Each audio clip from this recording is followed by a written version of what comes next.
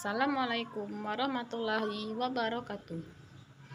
Perkenalkan, kami dari kelompok 7 yang bergonta 2 orang.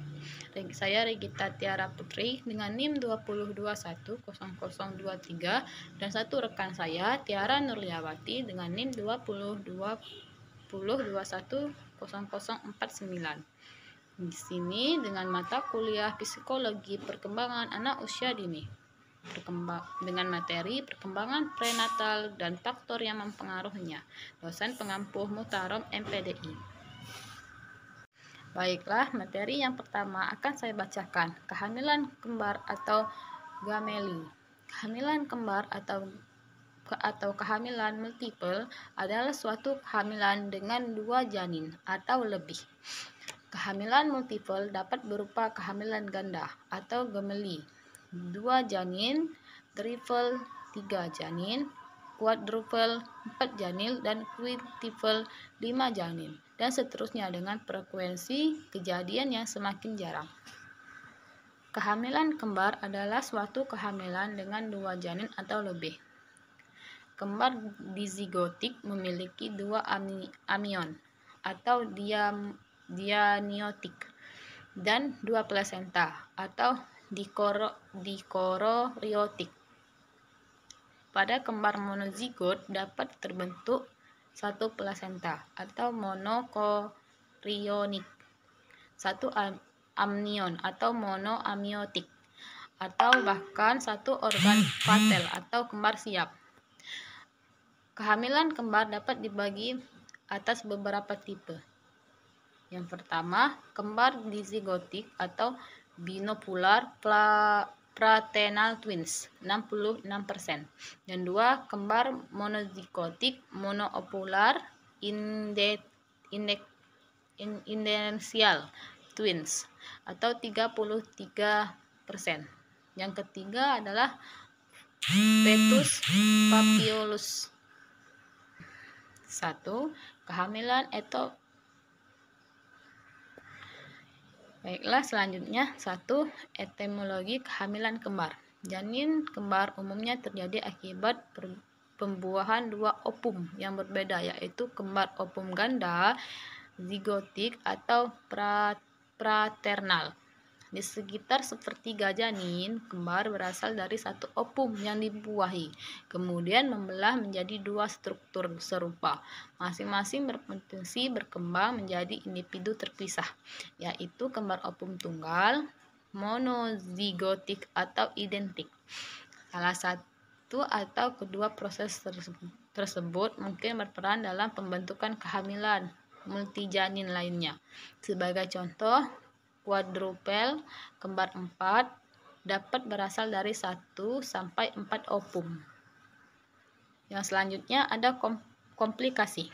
Komplikasi pada ibu dan janin pada kehamilan kembar lebih besar dibanding kehamilan tunggal.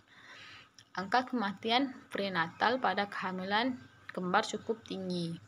Dengan kembar monozigot 2,5 kali angka kematian kembar dizigotik. Resiko terjadinya abortus pada salah satu uterus atau keduanya tinggi. Pada trimester pertama kehamilan, reaborsi 1 janin atau keduanya kemungkinan terjadi. Yang selanjutnya hereditas tahap perkembangan prenatal atau geminal embrio janin. Masa prenatal merupakan masa atau waktu di mana manusia mengalami perkembangan untuk pertama kalinya, atau biasa disebut dengan awal perkembangan. Masa ini terjadi selama dalam rahim seseorang ibu, yaitu berkisar 9 bulan lebih 10 hari. Ini merupakan perkiraan rata-rata yang sering dialami oleh sebagian besar perkembangan manusia di dalam rahim, meskipun terkadang sering ditemukan usia janin yang kurang dari usia tersebut. Biasa disebut dengan ilmu kedokteran sebagai janin prematur atau waktu yang semestinya bayi belum bisa dilahirkan. Baiklah, materi yang selanjutnya yaitu 1. Kehidupan awal masa prenatal. Periode prenatal atau masa sebelum lahir adalah periode awal perkembangan manusia yang mulai sejak konsepsi. Konsepsi yaitu ketika opum wanita dibuahi oleh sperma laki-laki dengan waktu kelahiran seorang individu. Masa ini pada umumnya berlangsung selama 9 bulan kalender atau sekitar 280 hari sebelum lahir. Pada hari sebelumnya, para ahli psikologi perkembangan meyakini bahwa kehidupan manusia berawal dari pertemuan sel sperma laki-laki dan sel telur wanita. Yang selanjutnya 2. Perkembangan prenatal. 1. Terjadinya pembuahan sifat-sifat yang diturunkan oleh kedua orang tua janin. 2. Adanya pengaruh kondisi-kondisi dan tubuh ibu yang akan menunjang perkembangan sifat bawaan dan perkembangannya, baik itu sifat yang baik maupun sifat yang buruk. 3. Kondisi kelamin. Jenis kelamin individu yang baru diciptakan sudah dipastikan pada saat pembuahan dan kondisi-kondisi dalam tubuh ibu tidak akan mempengaruhinya. Sama halnya dengan pembuahan. Dan yang keempat adalah perkembangan dan pertumbuhan yang normal lebih banyak terjadi selama periode prenatal dibandingkan pada periode lainnya seluruh kehidupan individu. Baiklah, yang selanjutnya adalah Terima kasih. Saya akan melanjutkan itu C, tahap perkembangan prenatal.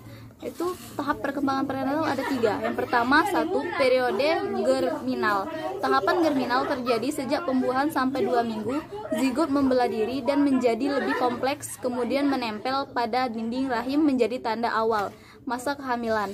Dalam waktu 36 jam setelah pembuahan, zigot memasuki masa pembelahan dan duplikasi sel cepat mitosis. 72 jam setelah pembuahan, zigot membelah diri menjadi 16 dan kemudian 32 sel. Sehari kemudian menjadi 64 sel. Pembelahan ini terus berlangsung sampai satu sel pertama berkembang menjadi 800 juta atau lebih sel khusus yang membentuk tubuh manusia. Yang kedua itu periode embrio. Tahapan kedua, masa kehamilan ini dimulai dari 2-8 minggu. Organ dan sistem tubuh utama berkembang pesat. Ini adalah masa kritis saat embrio paling rentan terhadap pengaruh destruktif dari lingkungan prenatal.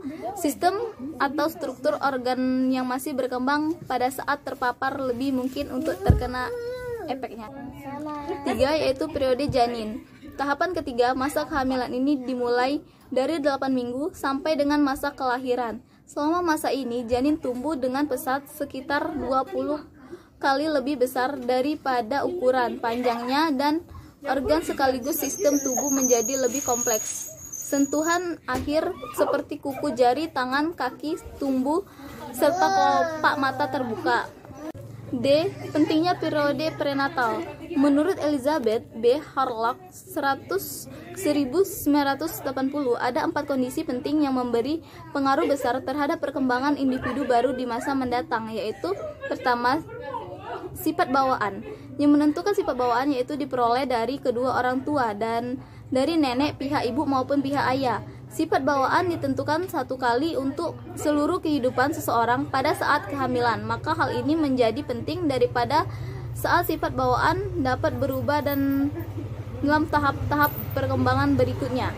2. Jenis kelamin. Penentuan seks atau jenis kelamin. Individu merupakan unsur penting kedua yang terjadi pada saat pembuahan. Penentuan jenis kelamin bergantung pada jenis spermatozoon yang menyatu pada opum. 2 jenis spermatozoa matang yaitu diproduksi dalam jumlah yang sama. Pertama, 22 pasang kromosom ditambah 1 kromosom X. Telur yang matang selalu mengandung kromosom X. Bila telur ini dibuahi oleh spermatozoon pembawa kromosom X, maka akan menghasilkan anak perempuan. Kedua, yaitu 22 pasang kromosom ditambah 1 kromosom Y. Telur yang matang selalu mengandung kromosom X. Bila telur ini dibuahi oleh spermatozoon pembawa kromosom Y, akan menghasilkan anak laki-laki. Yang ketiga yaitu jumlah anak. Peristiwa penting ketiga pada saat kehamilan adalah menentukan jumlah anak yang akan lahir. Meskipun pada umumnya pada peristiwa kelahiran hanya satu anak yang dilahirkan, tetapi seiring juga terjadi kelahiran kembar. Yang keempat yaitu urutan anak.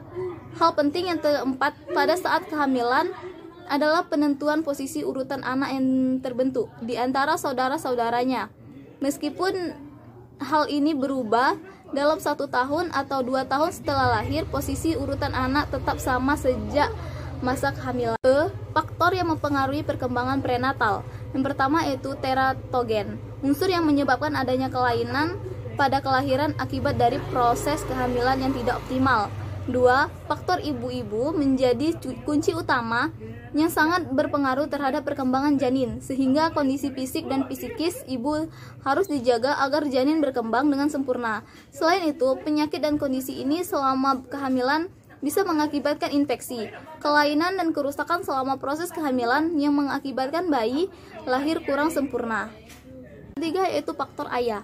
Ayah juga berperan penting dalam perkembangan optimal janin. Perhatian dan kasih sayang seorang ayah kepada ibu akan membuat emosi ibu akan stabil, tenang, dan bahagia.